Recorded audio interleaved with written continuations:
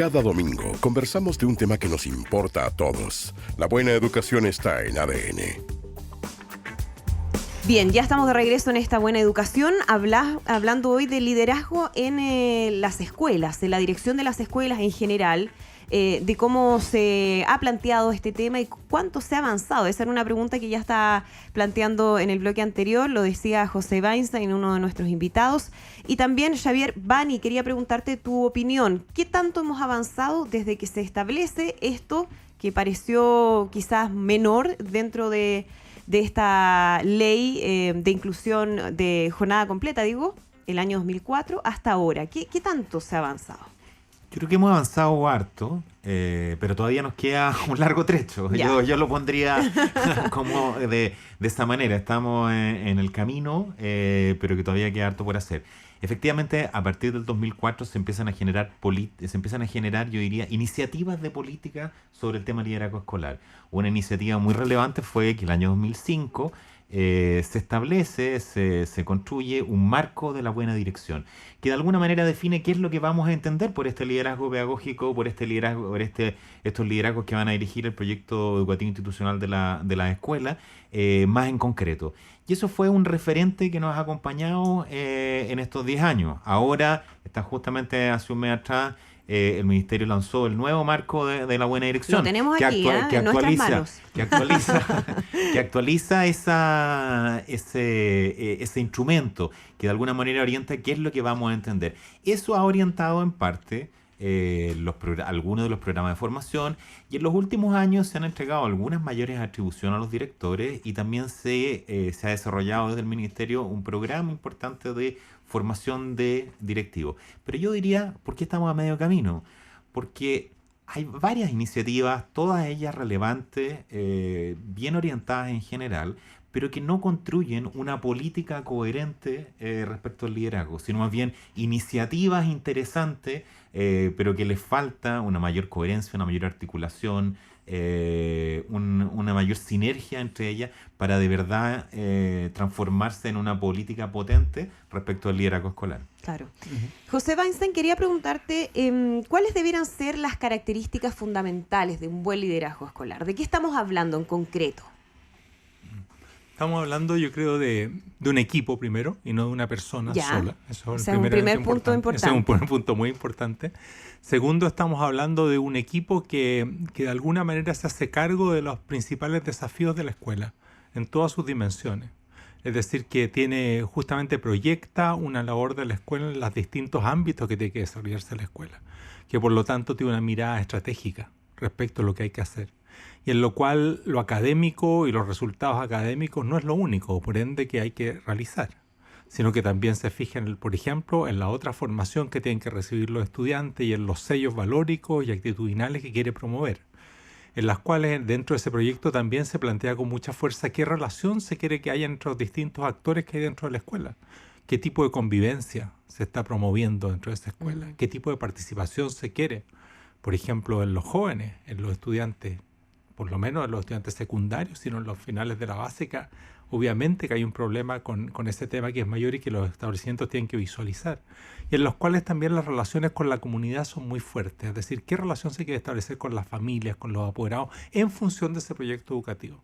Por lo tanto, lo que yo creo que tiene que hacer ese liderazgo es, antes que nada, tener esa visión y ayudar a construir una visión compartida de toda la comunidad escolar de hacia dónde se quiere avanzar como escuela, en esos distintos ámbitos que he reseñado algunos, y de alguna manera después estar impulsando que eso efectivamente se realice. Claro. Y para eso se necesitan los distintos liderazgos que decía Xavier hace un rato, es decir, se necesita que eso no puede ser una obra impersonal, ni siquiera de un equipo, sino que tiene que ser de alguna manera envolvente, tiene que ser de alguna manera entusiasmante ese conjunto, y tiene que ser también de alguna manera revisada o monitoreada, y eso es uno de los puntos de estos medio caminos que tenemos en nuestras políticas de liderazgo directivo, que son más iniciativas que políticas. Yo comparto eso.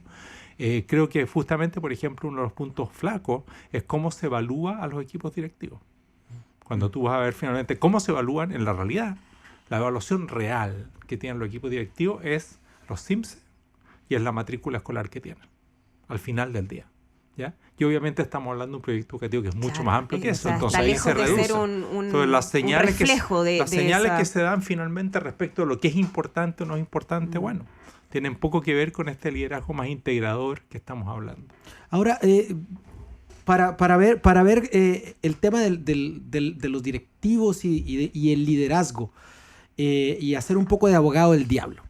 Bien. Probablemente Chile es uno de los pocos países, si no el único país en América Latina, en donde los directores de escuelas, por ejemplo, públicas, adscriben un convenio de desempeño en donde se hacen responsables por los aprendizajes medidos por la prueba CIMSE, ¿sí?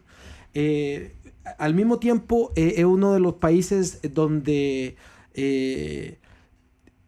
los directores pueden durar 5 años en el cargo, nada más.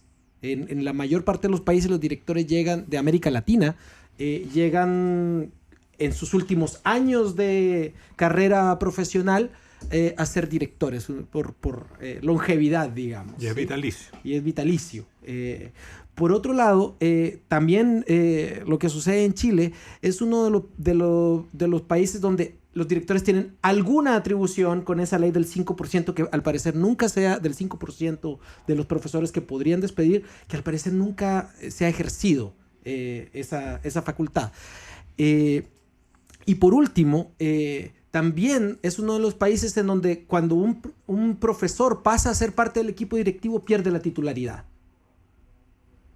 Entonces, alguien que es jefe de UTP, se nombra jefe de UTP, ya no puede volver a ser profesor después de un periodo. Esa es la mezcla que tenemos ahora, a la que se enfrentan las escuelas. ¿Cómo ejercer el liderazgo, Xavier, en ese contexto? ¿Sí? ¿Qué podemos hacer? ¿Qué mensaje le podemos dar a nuestros directores? ¿Cómo manejar esas variables enfrentado a la cotidianidad de empujar un proyecto educativo en la escuela? Es una gran pregunta. No sé si solo en este programa el hombre sabe. Para contestar. Pero yo diría, bueno, efectivamente, dentro de Latinoamérica, José, de hecho, tiene un estudio reciente de comparado respecto de las políticas de liderazgo en Latinoamérica. Pero Chile, efectivamente, ha tenido un desarrollo más potente, probablemente, mayores innovaciones en el área de las políticas de liderazgo, perdón, que el resto de Latinoamérica, así como tú lo describes. Pero no necesariamente cuando uno se compara con algunos otros países de la OECD, que tanto nos gusta compararnos, claro, donde efectivamente uno ve situaciones de mucho mayor desarrollo de las políticas de liderazgo que las que observa en Chile. Entonces, yo creo que, de nuevo, es como sí, respecto a Latinoamérica hemos avanzado bastante. No somos el único país que ha avanzado. Hay países que han desarrollado también marcos o estándares de la buena dirección, por ejemplo. Tuvimos hasta hace no tanto tiempo directores vitalicios. Fue una gran discusión. La discusión a principios de los 2000 que comentaba José, donde de alguna manera comienza a discutirse en Chile respecto al liderazgo, partió por la discusión respecto a los directores vitalicios. En las escuelas municipales los directores eran vitalicios y esa fue la primera gran discusión que tuvimos respecto al tema del liderazgo. ¿Por qué tenían que ser vitalicios los directivos? Así que yo diría, sí, hemos avanzado, tenemos un contexto un poco distinto en Latinoamérica, pero de nuevo, cuando nos vemos en un marco mayor, eso todavía hay un camino por avanzar. ¿Qué hacer? Mira, yo diría, lo que nosotros hemos observado en algunos otros estudios respecto de mejoramiento de las escuelas es que los directivos son el motor principal, a lo menos al inicio del mejoramiento. Y son claves tal como la evidencia nacional e internacional nos muestra respecto al mejoramiento. Esos directores, ¿qué hacen? Cosas como las que decía José. Efectivamente, generar un norte compartido y claro de la escuela hacia dónde va. Unos ciertos valores que permiten, que motivan, que cohesionan a la comunidad. Son líderes pedagógicos, son líderes que están, y no necesariamente son los mayores expertos en pedagogía, eso significa, pero sí la gestión curricular, sí la gestión pedagógica, sí las condiciones con las que trabajan con los docentes son una cosa muy relevante para ellos. Son un filtro respecto de las políticas, en un contexto donde están pasando muchas cosas de la reforma. Lo que hacen los directivos que efectivamente logran mejorar la escuela, ser un filtro de manera que los profesores estén mayormente concentrados en lo que es lo más relevante, Claro. en su sala de clase, y no lleno de interrupción, y no lleno de, como llaman algunos, las escuelas llenos de árbol de Pascua, llenas de, como en esto tú mismo decías, llenos de proyectos que van colgando en la escuela, sino que de verdad sean coherentes.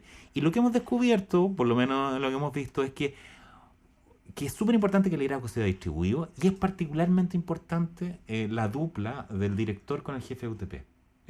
Y que muchas veces cuando esa dupla logra generarse y articularse de manera potente, efectivamente las cosas empiezan a mejorar en la escuela. Uno de los elementos claves, ahí estaría también, ¿no? Dentro de esto en lo que estamos conversando hoy, liderazgo escolar. Vamos a hacer una pausa en la conversación.